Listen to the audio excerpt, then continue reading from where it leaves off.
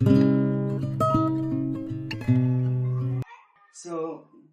first question I have for you is, what inspired you to become a PE teacher? Um, the ability to be a role model and a motivator to kids. My first motivator was my reading teacher in fifth grade, Miss Salcedo at East Mills Elementary. She wasn't there just for the paycheck. You can tell that she was one of those teachers that cared and always had belief in us, in me. Always pushed us to do our best, and you can actually tell that she cared and loved us. And as for me, I want to do the same. Everybody wants to get paid for what they do, but like I said, there has to be a meaning to it. For me to come here every day and do my best and give 100% and seeing the kids smiling faces and them enjoying PE and them coming up to me and saying, "Hi, coach," and some of them, a lot of them, they say, "You're the best coach," and that's something that means a lot to me. Am I the best coach? No, I'm still growing. I always think that if you're at the very top, that the only way to go is the bottom. So I'm always growing. It's always moving upwards. But no, the way Miss Salcedo was just towards us, man, you can just tell, and people think it's funny because they always think it's going to be a PE coach, right? But PE coaches, back in the day, they were kind of they were kind of plain, and here's a cart of balls and go, and some of them did have activities, but just her. That was the main reason too, just because I could see the way she taught was from the heart, and it meant something to her. Yeah, I think for me that's the most important thing that a teacher needs, especially a PE coach. A lot of these kids, maybe they're not in the classroom, they'll come to a PE and love it and everything. So yeah, and the PE helps them. A lot of people don't think that.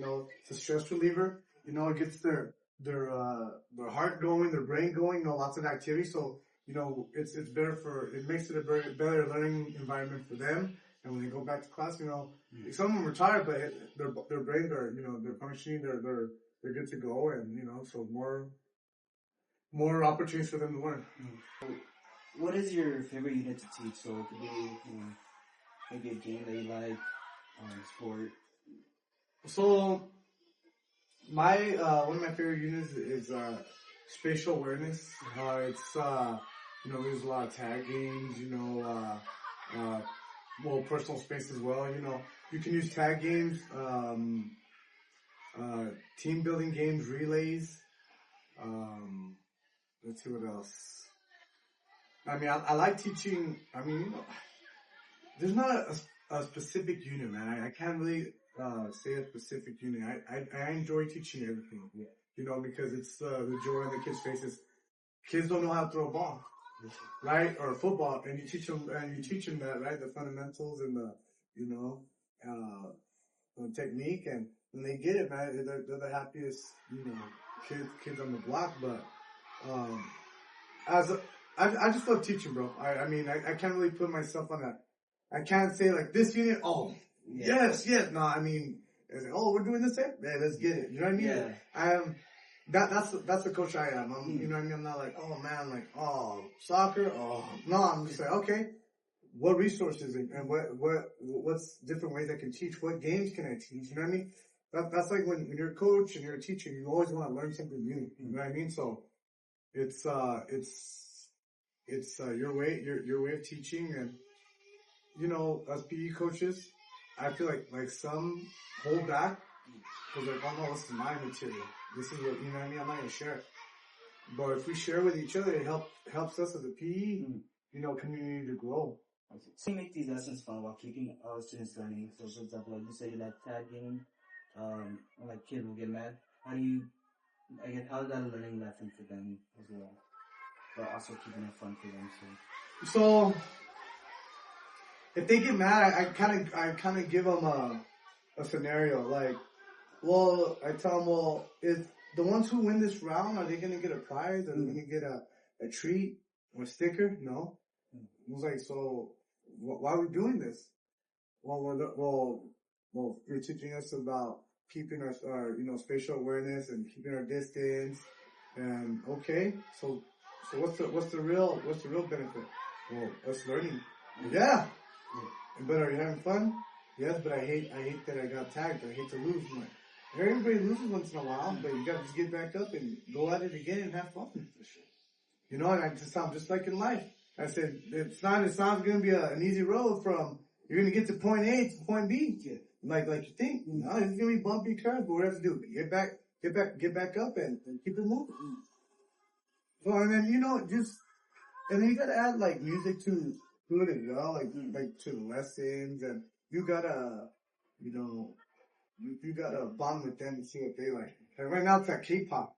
I know Coach Andrew and myself are probably tired of it, but if we can somehow mix that in and relate to it, man, they get excited. As long as you can relate to them, just like their lingo, Minecraft, Five Nights at Freddy's, whatever's going on and if you get your lesson, relate to it, oh man, they'll be engaged. Then what challenge have you faced teaching PE and how do you overcome it? What challenges do you face the most? I guess kids that do not want to cooperate. You get kids that they just don't want to run, they don't want to do any exercise. But once again, that all relates to how do you make that connection with them and your class, right? So if this kid doesn't like to do anything but play video games, is there a lesson or is there a workout video that has that video game or video games that can within it? What advice would you give all of us as far as completing the rest of these courses and maybe once we get into the fields? Well, the one thing I can say is be a sponge, grow. Always keep growing. Don't ever think that you're at the top. Always get new ideas, get new resources. Because if you just stick to the same old, it's gonna get boring. So your mind has to be able to grow different ways. Relate to the kids, and remember you're there for the kids. And love what you do. Be passionate. Motivate. Be motivated. You need to make sure that you're in the profession that you want to be in. Make sure it's something you love to do. Because if you go home every day or you wake up every day and say, I got to go to work, that's not for you. Yeah. You got to make sure that you're like, hey, man, I get to go to work.